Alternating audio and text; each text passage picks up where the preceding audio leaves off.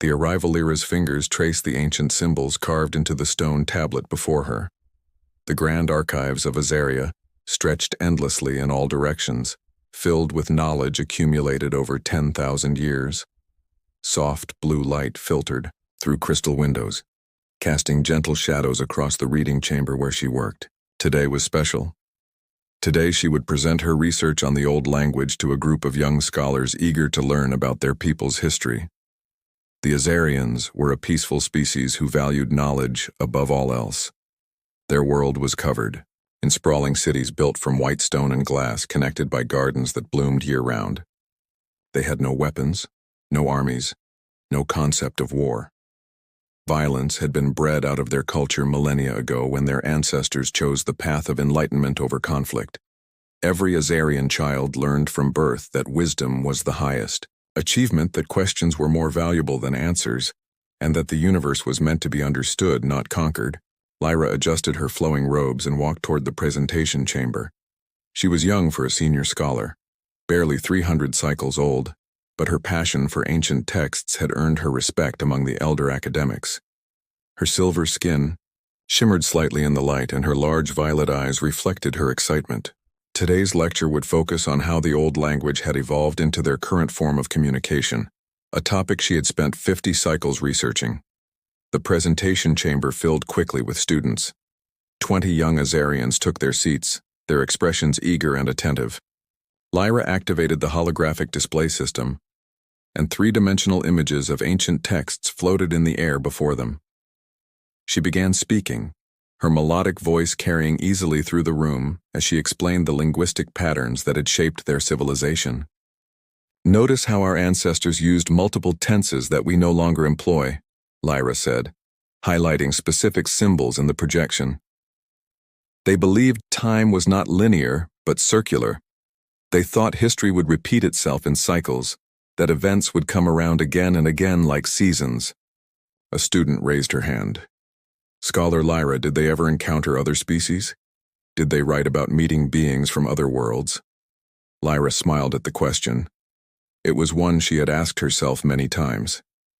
"Our records show no evidence of contact with other intelligent life. Our ancestors believed we were alone in the universe. They thought the stars were simply lights in the sky, beautiful but unreachable." "Do you think we're alone?" another student asked. Lyra paused, considering her answer carefully. "I think the universe is vast beyond our comprehension. Mathematics suggests that life should exist elsewhere. But in all our history and all our observations of the cosmos, we have found no proof. So perhaps we are unique. Perhaps we are the universe's only attempt at consciousness." The lights went out. Every hologram vanished instantly. The gentle hum of the archive's environmental systems died into absolute silence. Lyra stood frozen, her hand still extended toward where the projection had been moments before. The only light came from the crystal windows, but even that seemed dimmer now, as if something was blocking the sun. "Scholar Lyra?" A student's voice trembled in the darkness. What happened? Lyra's heart began racing. In 10,000 years of recorded history, the power systems had never failed. Never. The archives were protected by redundant energy sources, backup systems, and failsafes built upon failsafes. For everything to stop simultaneously was impossible. She moved to the window and looked up at the sky. Her breath caught in her throat. Something enormous was blocking out Azaria's sun. A shadow spread across the city below, growing larger with each passing moment. The shape was wrong, too precise, too angular to be natural. It had edges, surfaces, structures that caught what little light remained and reflected it in sharp metallic gleams. Everyone remained calm. Lyra said, though her own voice shook, "Move toward the emergency exits. Use the stairs, not the lifts." The students scrambled toward the doorway. Lyra remained at the window, unable to look away from what hung in the sky above them. It was a ship, an impossibly massive ship, larger than their entire capital city. Nothing in Azarian technology could create something of that scale. Nothing in their understanding of physics should allow something that large to remain in orbit. Her communication device remained silent and dead in her pocket.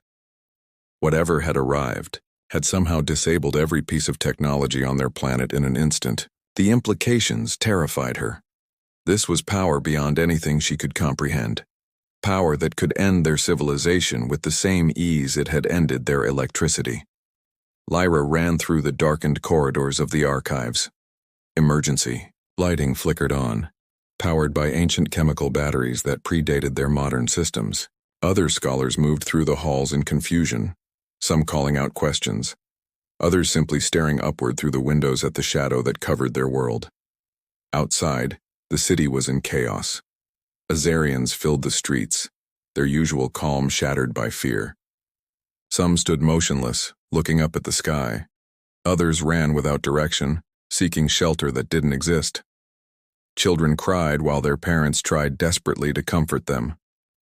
The peaceful civilization that had known no conflict for millennia suddenly faced something they had no framework to understand. Sirens began wailing across the city. The emergency broadcast system crackled to life through speakers powered by backup generators. All citizens, please remain calm. Proceed to designated shelter areas. Unknown vessel in orbit. The High Council is convening. Further instructions will follow. Lyra pushed through the crowds toward the council hall at the city's center.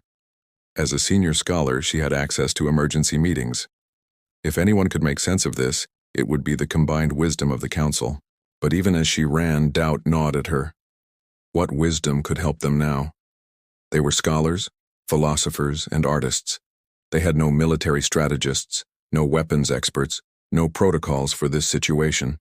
The council hall was packed with Azaria's most important figures. Scientists, historians, political leaders, and religious guides all gathered in the central chamber. The 5 elders sat at the raised platform, their ancient faces showing fear for perhaps the first time in their long lives. Elder Morian, the eldest at nearly 2,000 cycles old, called for order. "Scholar Lyra," Morian said, gesturing for her to approach. "You study ancient records. Is there any precedent for this? Any historical account of visitors from beyond our world?" Lyra climbed the steps to stand before the council. Every eye in the chamber focused on her. She felt the weight of their hope, their desperate need for answers she didn't have. "Nothing," she said quietly. "In all our recorded history, we have been alone. Our ancestors never encountered another species. We have no protocols, no contingencies, no guidance for this moment." A heavy silence fell over the chamber. It was Counselor Venn who spoke next, his voice tight with barely controlled panic. "Can we communicate with them? Can we ask what they want?" Before anyone could answer, every screen in the council hall flickered to life. The same image appeared on all of them simultaneously. Static cleared, revealing a symbol unlike anything in Azarian records. It was geometric, sharp, and aggressive in its design. Lines intersected at precise angles, forming a pattern that seemed almost military in nature. Then came sounds. Not words in any language Lyra recognized, but clearly structured. Rhythmic patterns, variations in tone, deliberate sequences. It was language, but alien language, something never heard on Azaria before. The transmission repeated, the same symbol, the same sounds, over and over in an endless loop.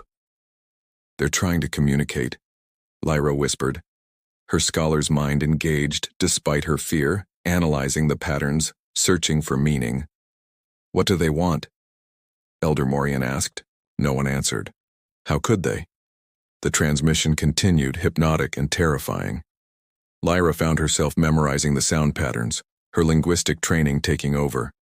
There was structure here, mathematics perhaps, prime numbers, Fibonacci sequences, universal constants. They were establishing common ground, showing that they understood logic and reason. "It's not a threat," Lyra said suddenly. "It's an introduction. They're showing us they're intelligent, that they think in patterns we can recognize. They're trying to find a way to talk to us." "How can you be sure?" Counselor Venn demanded. "How do you know this isn't preparation for an attack?" "I don't," Lyra admitted. "But if they wanted to destroy us, we would already be dead. They demonstrated their power when they disabled our technology. If conquest was their goal, they would have struck already. This transmission is an olive branch, I think. An attempt at peaceful contact. A junior technician burst into the chamber, his silver skin pale with fear. Elders, the vessel is launching something. A smaller craft. It's descending toward the surface. The chamber erupted into chaos. Voices rose in panic, some calling for evacuation, others demanding they mount some kind of defense. Elder Morian raised his hands for silence, but the fear was too great. Order had broken down. Our defense systems, someone called out. Did they activate? The technician nodded miserably. Automatically, when the craft entered our atmosphere, every weapons platform we have fired simultaneously. A glimmer of hope flickered through the chamber. Perhaps their defenses, ancient and rarely tested, would be enough. Did we hit it? Ven asked. Yes, the technician said. Direct hits from multiple platforms. And? Morian pressed. The technician's next words crushed any hope. The projectiles bounced off. The craft didn't even slow down. Our most powerful weapons did nothing. It's still coming, heading straight for the Capitol Plaza. Lyra felt her legs weaken. Whatever these visitors were, they possessed technology so far advanced that Azaria's best defenses were meaningless. They were insects trying to stop a flood. Children throwing pebbles at a mountain. The council chamber emptied as everyone rushed toward the windows facing the plaza. Lyra followed, her mind racing. This was first contact, the moment every scholar dreamed about. The moment that would define their civilization's future. But she had never imagined it would feel like this. She had imagined wonder and excitement, not this crushing terror. Through the window, she watched the craft descend. It was small compared to the massive ship in orbit, but still larger than any Azarian vessel. Silver and sleek, it moved with impossible grace, making no sound as it settled onto the white stone of the plaza. Crowds had gathered at a distance, held back by security forces who looked just as frightened as the civilians they were meant to protect. A door opened on the craft's side. Vapor escaped into Azaria's atmosphere, creating a cloud that obscured the opening for a moment. Lyra held her breath along with everyone else watching. History was about to change forever. Figures emerged from the vapor. Lyra's eyes widened as she tried to process what she was seeing. They were small, standing only about half the height of an adult Azarian. They had no silver skin, no protective scales, no natural armor. They looked fragile, vulnerable, with skin in shades of brown and pink and tan. They wore artificial coverings, uniforms of some dark material that covered most of their bodies. But it was their eyes that captured Lyra's attention and sent a chill through her core. Forward-facing eyes, predator's eyes, hunter's eyes. Every peaceful species in nature had eyes on the sides of their heads to watch for danger. Only predators had eyes that faced forward, evolved for tracking prey, for hunting, for killing.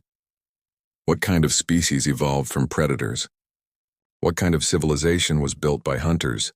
And what did they want with Azaria? The lead figure removed something from its head, revealing short, dark hair.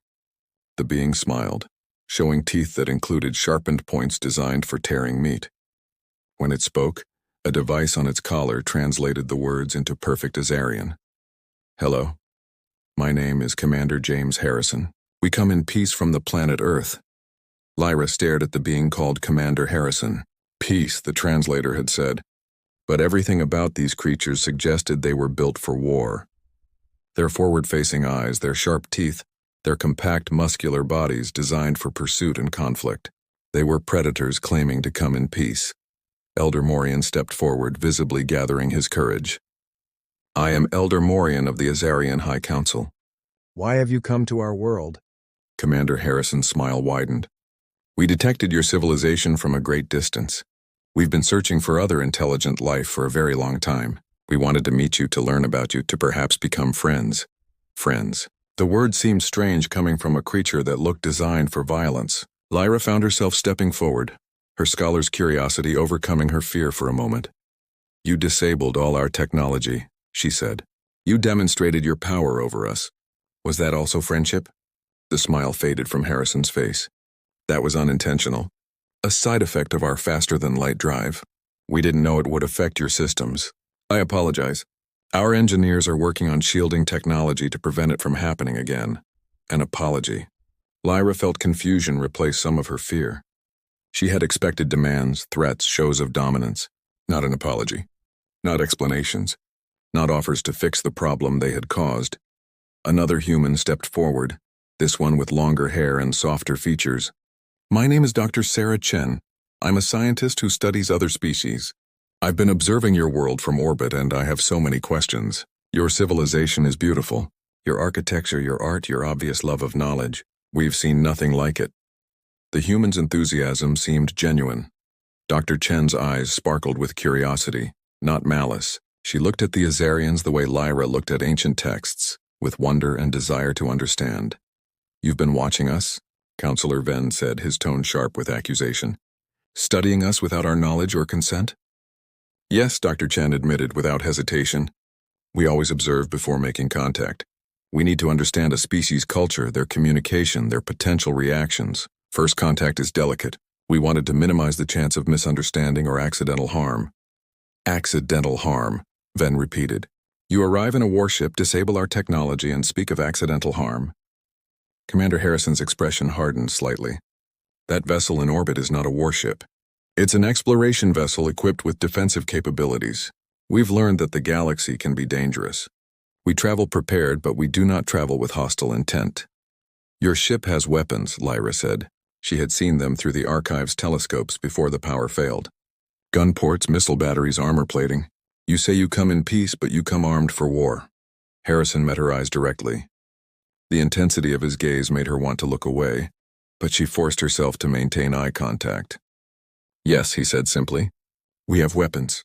We have defenses. Would you enter an unknown forest unarmed? Would you explore a dark cave without light? The universe is vast and not everything in it is friendly. We hope for peace but prepare for alternatives. The honesty was disarming. Lyra had expected denials, deflections, reassurances that meant nothing.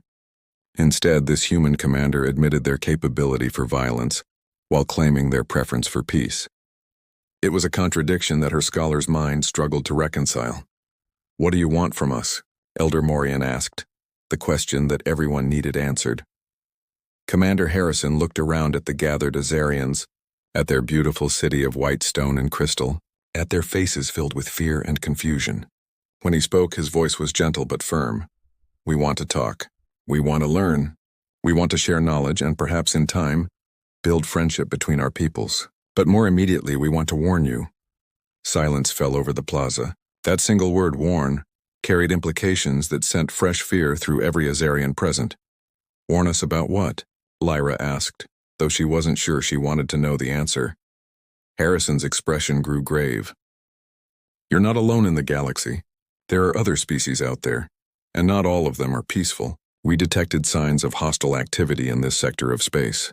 That's why we came. Not to conquer you, but to prepare you, because something dangerous is coming and you need to be ready. The world seemed to tilt beneath Lyra's feet.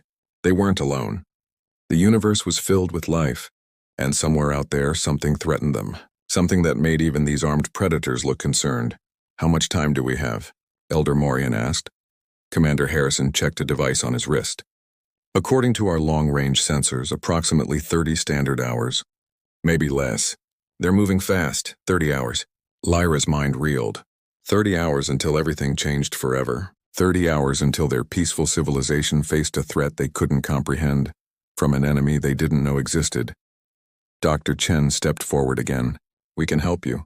We can share defensive technology, tactical information, strategic knowledge. But we need to start immediately, and we need you to trust us. Trust. They were asking for trust.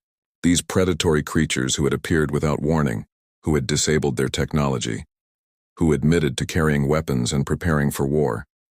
They were asking the Azarians to trust them in the face of an unknown threat. Lyra looked at Commander Harrison, at Dr. Chen, at the other humans standing quietly behind them. She saw their weapons, their armor, their forward-facing predators' eyes. But she also saw something else. She saw how they had tried to communicate before approaching, how they had apologized for the technology failure, how they spoke with honesty rather than deception, how they had come to warn rather than conquer. I trust them, Lyra said suddenly. Every head turned toward her. I know how this looks. I know how they look. But they're here to help. Everything about their approach suggests they want cooperation, not domination. You're a scholar, not a military strategist, Ben snapped. You study old texts. What do you know about evaluating threats? I know about communication, Lyra replied. I know about analyzing patterns and interpreting intentions through language and behavior. And everything these humans have done suggests they're telling the truth. They came in peace, they're offering help. And we have 30 hours before we face something that frightens even them. We don't have time for suspicion. Elder Morian looked at Commander Harrison for a long moment. Finally, he nodded slowly. Very well. We accept your help. What do we need to do? Harrison smiled, but this time there was relief in it rather than threat. First, we restore your technology. Then we teach you how to defend yourselves.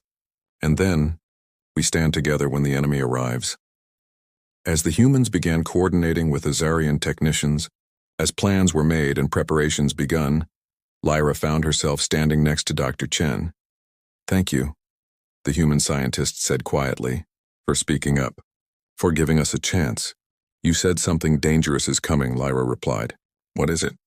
What threatens us? Dr. Chen's expression grew dark.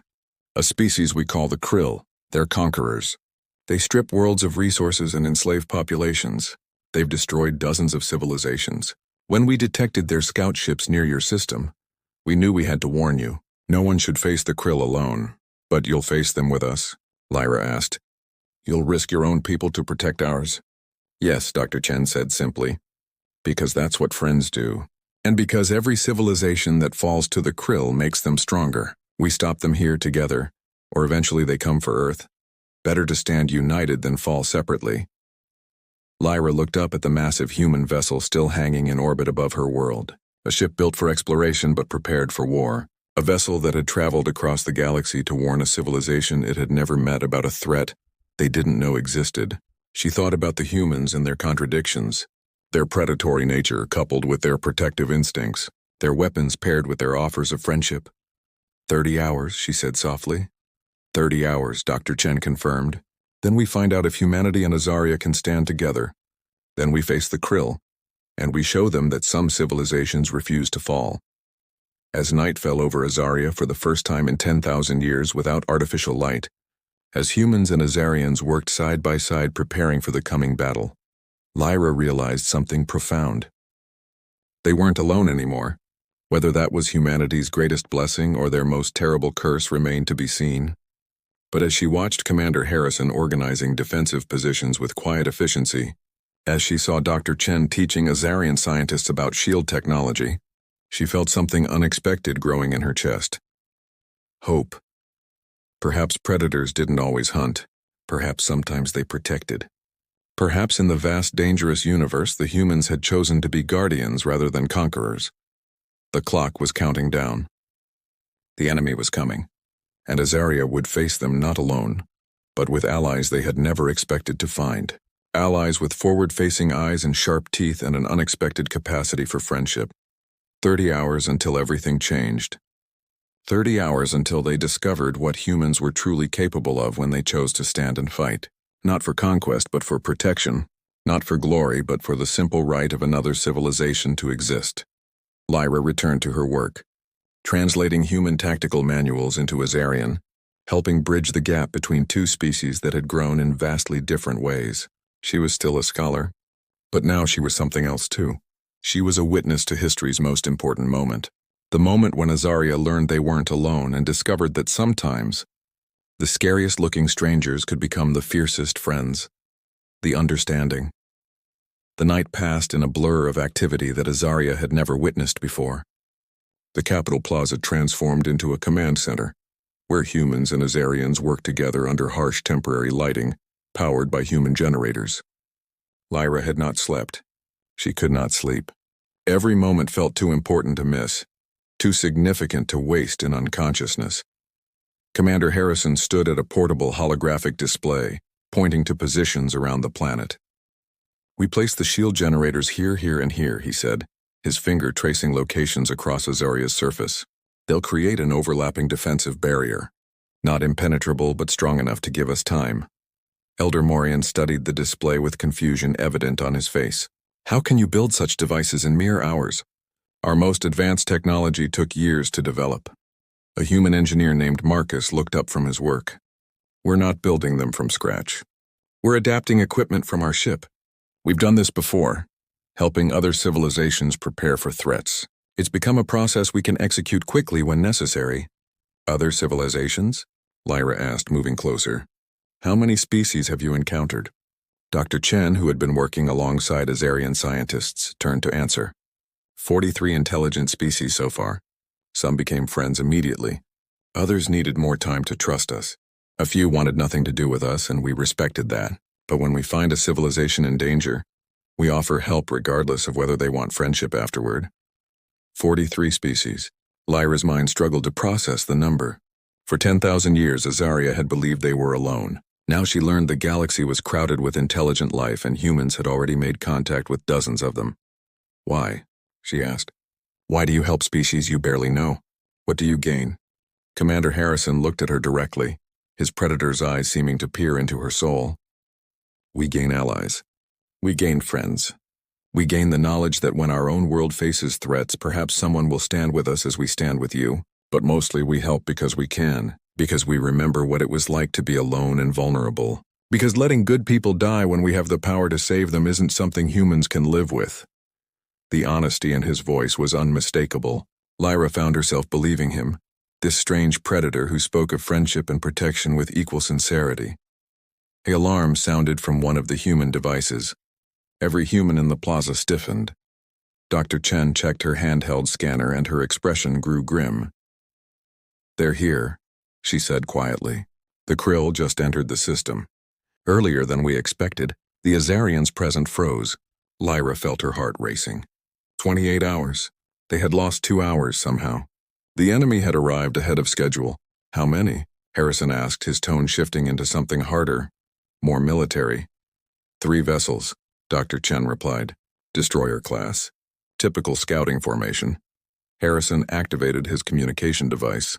All teams, this is Harrison. Krill contact confirmed. Accelerate all preparations. We need those shields operational in the next hour. Engineering, I need every defensive system we have online and ready. Voices responded through his device. Humans aboard the ship in orbit coordinating with teams on the surface. The efficiency was remarkable. No panic, no confusion, just smooth execution of practiced procedures. Scholar Lyra, Harrison said, turning to her. I need you to help evacuate the population to the designated shelter zones. Can you do that? Lyra nodded, grateful to have a task. Yes, our people will listen to me. Good. Take these communicators. He handed her a device similar to the one on his collar. They're linked to our network. If anything changes, I'll contact you immediately.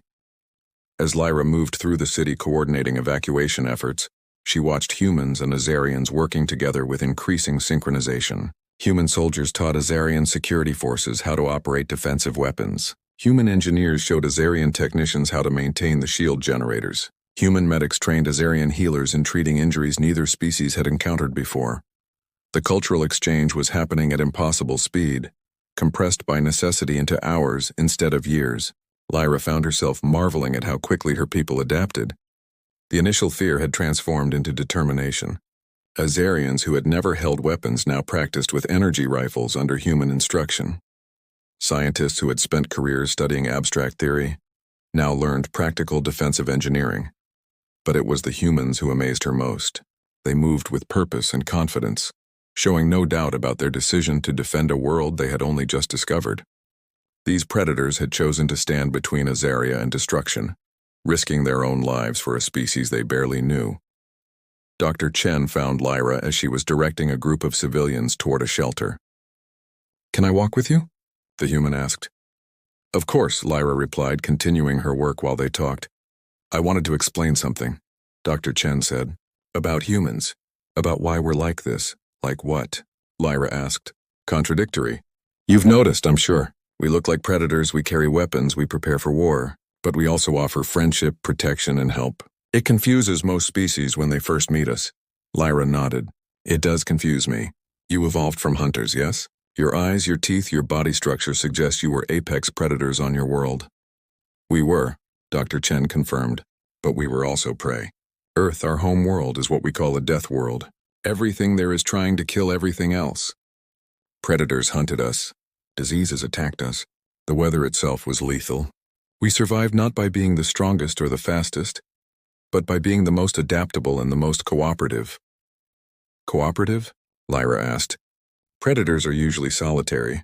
Most are, Dr. Chen agreed. But humans are pack hunters. We survived by working together, by protecting each other, by forming bonds stronger than blood. A lone human is vulnerable, but humans together, humans protecting each other, we became unstoppable. That instinct to protect our pack, it never went away. It just expanded to include more than our immediate family or tribe.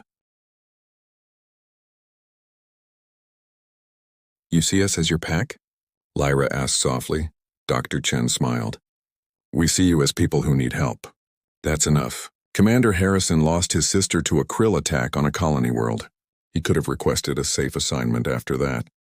Instead, he volunteered for first contact duty. He hunts for civilizations in danger so he can protect them the way he couldn't protect his sister. That's what drives most of us. We failed someone once, so we refuse to fail anyone again. The explanation settled something in Lyra's mind. These humans weren't contradictory. They were consistent. Their predatory nature and their protective instincts came from the same source, the drive to survive by defending their pack. They had simply decided that their pack included any civilization that needed them. A massive boom echoed across the sky. Lyra looked up to see flashes of light in the upper atmosphere. The battle had begun.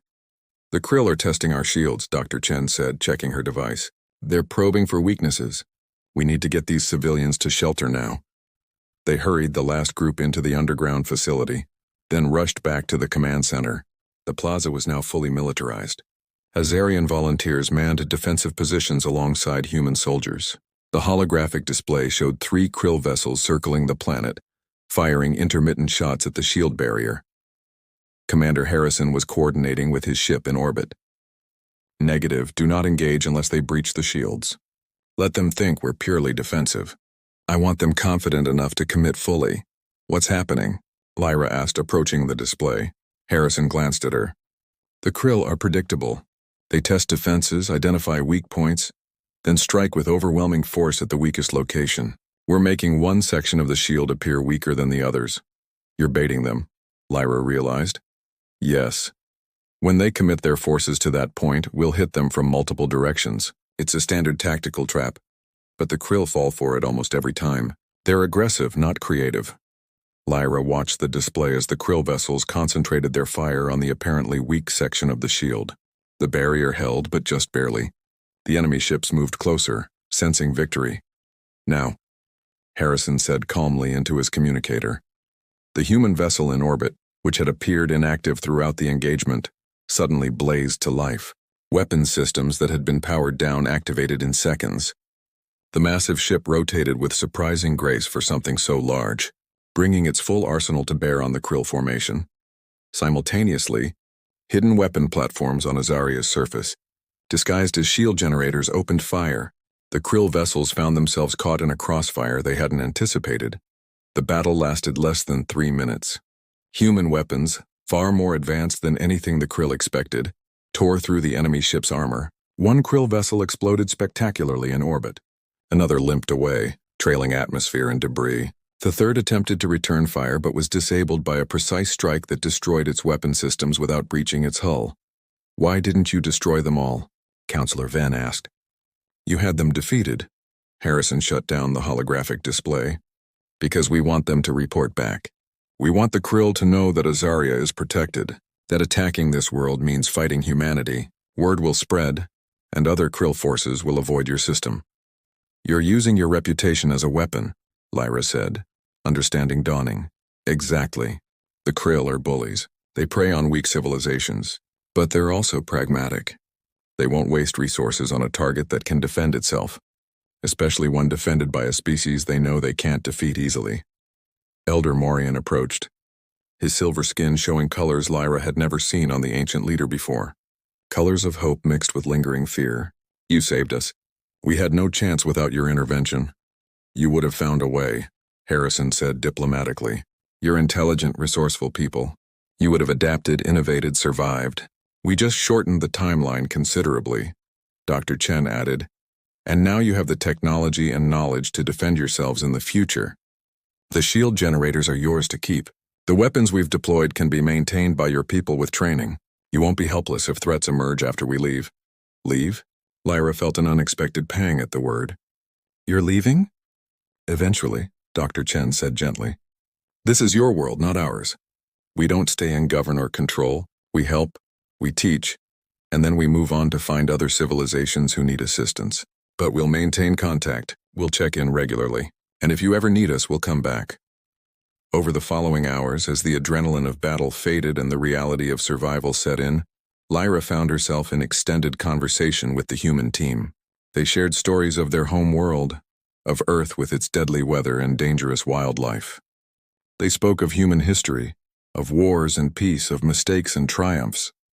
They showed her images of human cities, human art, human achievements. In return, Lyra shared Azarian culture.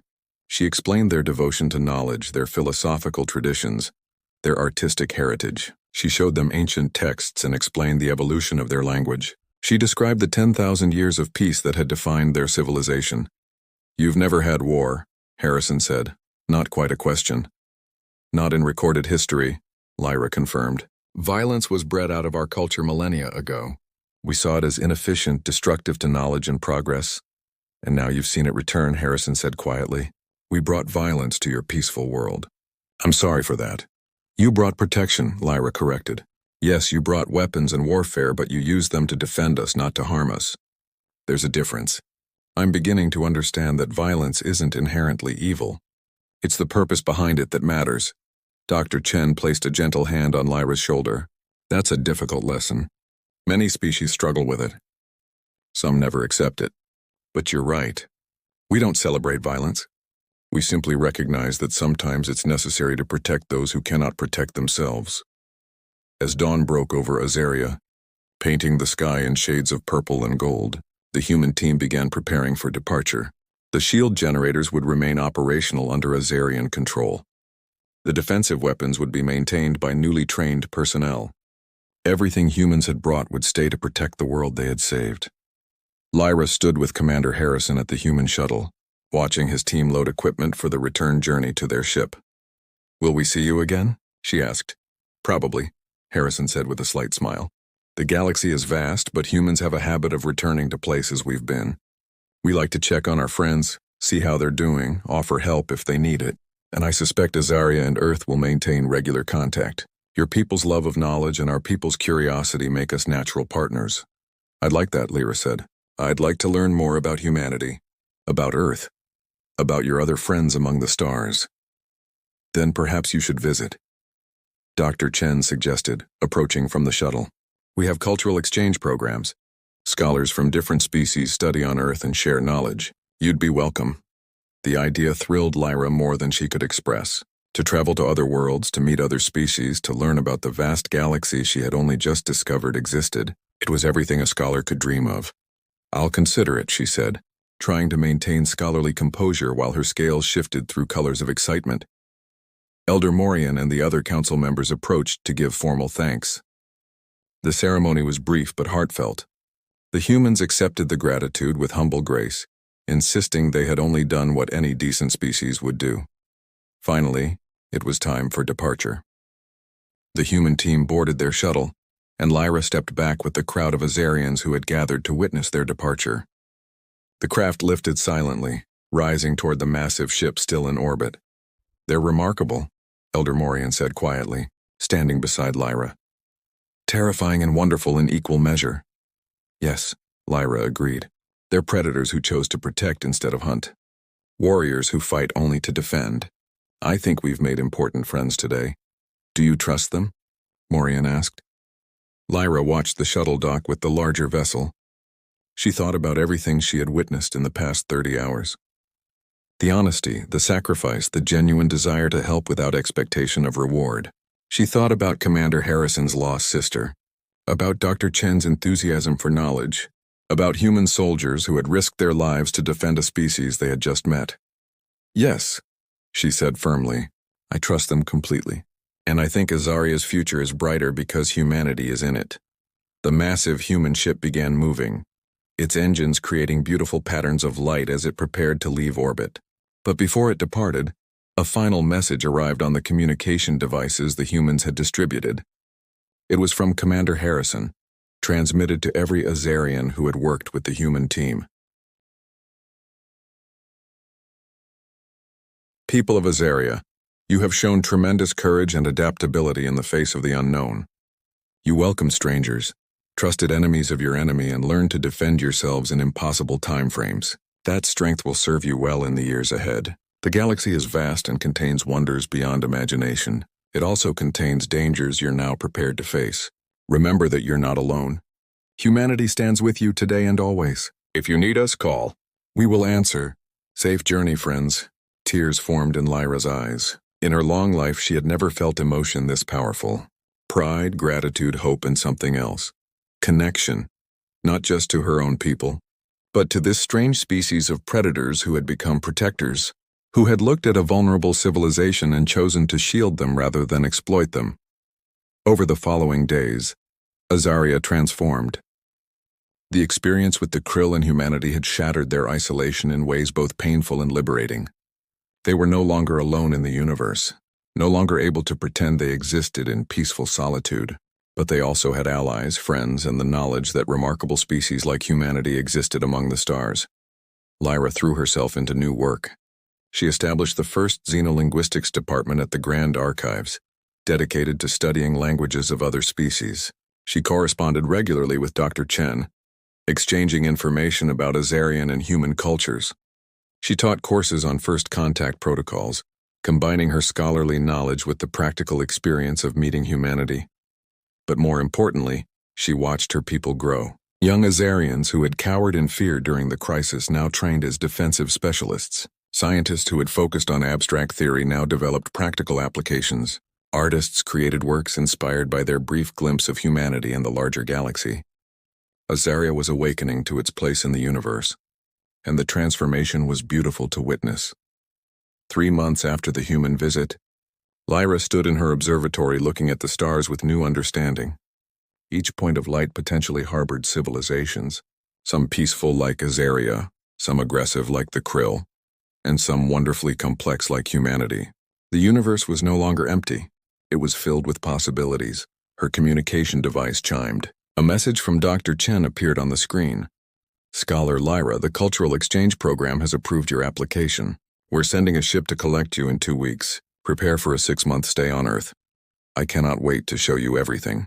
Humanity is excited to welcome its first Azarian visitor. This is going to be amazing. Lyra's scales shifted through every color of joy and excitement. She was going to Earth. She would walk on the death world that created such contradictory and wonderful beings. She would meet more humans, learn their history, understand their culture from the inside. But more than that, she would represent Azaria in the wider galaxy. She would be the bridge between her peaceful people and the complex universe they now knew existed. She would carry her civilization's values of knowledge, wisdom, and understanding to species who needed to hear them. Looking up at the stars, Lyra realized something profound. The galaxy didn't need Azaria to become warriors. It needed them to remain scholars, to bring their perspective on peace and knowledge to a universe that often forgot the value of both. And humanity, those predatory protectors, they understood that. They hadn't come to change Azaria into something else. They had come to help Azaria survive so they could continue being exactly what they were. That was the gift humanity offered. Not domination or control, but protection and partnership. The freedom to grow and develop according to each civilization's own nature. Secure in the knowledge that someone stood watch against threats too large to face alone. Lyra began preparing for her journey to Earth. She selected texts to share, prepared questions to ask, and mentally prepared herself for the wonders and challenges ahead. She was nervous, excited, curious, and grateful in equal measure. The universe had revealed itself to be vast, dangerous, and filled with complexity, but it was also filled with friendship, with species willing to stand together against darkness, with the possibility of understanding across vast differences.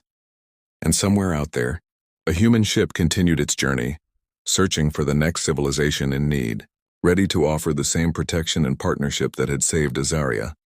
Commander Harrison and Dr. Chen and their crew, predators who had chosen to be guardians, warriors who fought only to protect, moving through the stars bringing hope to species who thought they were alone. Lyra smiled, her scales shifting to the warm gold color of contentment and anticipation. She wasn't alone anymore. Azaria wasn't alone. And in the vast, dangerous, beautiful galaxy, that made all the difference. The alien girl who had frozen mid-sentence when a human ship appeared above her world had become the scholar who would bridge civilizations. The peaceful species who knew nothing of war had learned they didn't need to become warriors to survive. They just needed friends who were willing to fight so they wouldn't have to. And in humanity, they had found the fiercest friends imaginable.